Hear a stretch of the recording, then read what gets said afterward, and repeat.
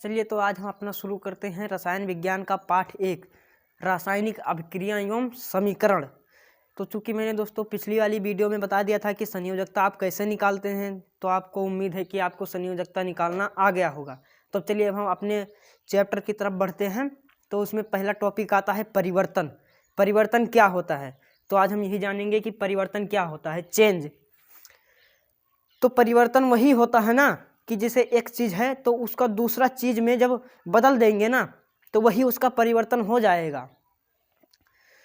तो जैसे मान लो कोई भी चीज़ है, जैसे दूध है ना, तो दूध का दही में बदल जाना वो एक परिवर्तन हो गया ना।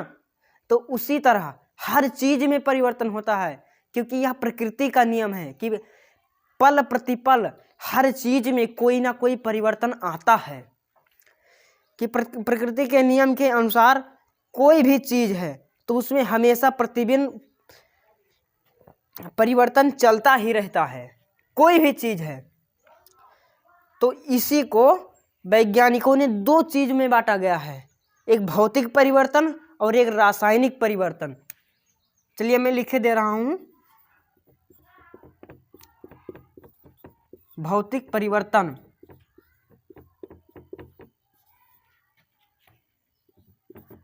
फिजिकल चेंज,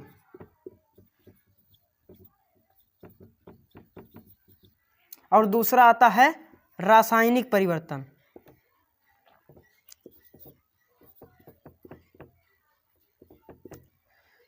रासायनिक परिवर्तन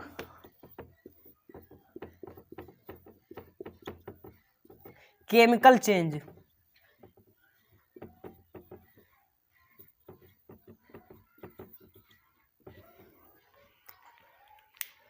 तो इसी परिवर्तन को हम पढ़ते हैं। जैसे हमारे आसपास कोई भी चीज़ है, छोटी है तो बड़ी हो गई और बड़ा है तो छोटा हो गया, तो वही होता है ना परिवर्तन।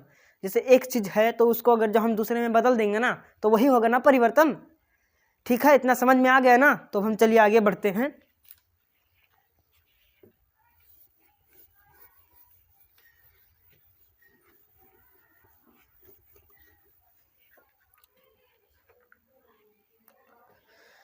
तो जब परिवर्तन होता है तो उसमें जरूर कुछ दिखता है। जैसे कुछ में कलर का परिवर्तन आ जाता है, तो कुछ में उसके आकार या आकृति में परिवर्तन आ जाता है, या फिर उसके भार में परिवर्तन आ जाता है। तो कुछ ना कुछ तरीके से उसमें परिवर्तन आएगा और इसी को आज हम पढ़ते हैं। यही जो परिवर्तन होता है ना, तो ये सब बहुत ज़्यादा कंफ्यूज करता है।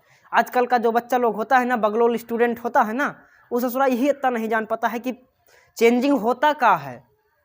तो चलिए मैं आज बता दे रहा हूं कि जैसे मान लीजिए आपने एक बल्ब ले लिया, तो जब वो ऐसे जलेगा ना, ऊपर यहाँ पर है ना, तो ये जब जलेगा ना तो प्रकाश देगा ना। तो जब वो बल्ब लोग जलाते हैं ना तो वो प्रकाश देता है ना, तो वो क्या होगा, वो चेंजिंग हुआ ना। पहले वो बल्ब का था, नहीं जल रहा था ना, तो जब वो जला ना तो उसमें चेंजिंग हो गया ना, तो वो परिवर्तन हो नहीं गया। अब जैसे दूधवा है, तो जैसे मान लीजिए इसमें एक दूध भरा है,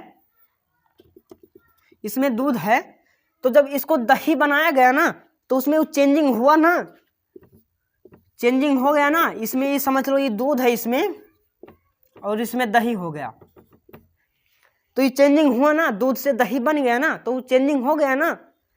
तो यही होता है चेंजिंग। एक चीज से दूसरे चीज में बदलना ही उसकी चेंजिंग होता है। उसके भार में परिवर्तन, उसके कलर में परिवर्तन और उसके वजन में परिवर्तन। लेकिन कुछ में ऐसा होता है कि सिर्फ बाहर ही बाहर परिवर्तन होता है और उसके अंदर परिवर्तन नहीं होता है।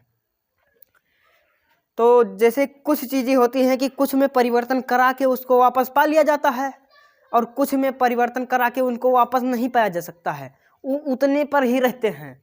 तो यही होता है परिवर्तन। और परिवर्तन को बहुत ही अच्छे से तरीके से पढ़ेंगे तो उसमें यही पढ़ा जाता है कि परिवर्तन को पढ़ा जा सके अच्छे तरीके से। तो आप समझ गए ना, आप समझ गए होंगे कि परिवर्तन क्या होता है, कि जब एक चीज़ है तो दूसरी चीज़ में बदल गई तो वही हो गया ना परिवर्तन। और इसी को हम पढ़ते हैं, यही ससुरा परिवर्तन होता है। जैसे प्रकृति का यही नियम है कि हर चीज में पल प्रतिपल कोई ना कोई परिवर्तन होता है, और यही को हम पढ़ते हैं। तो चलिए बस आज के लिए इतना काफ़ी है। जय हिंद।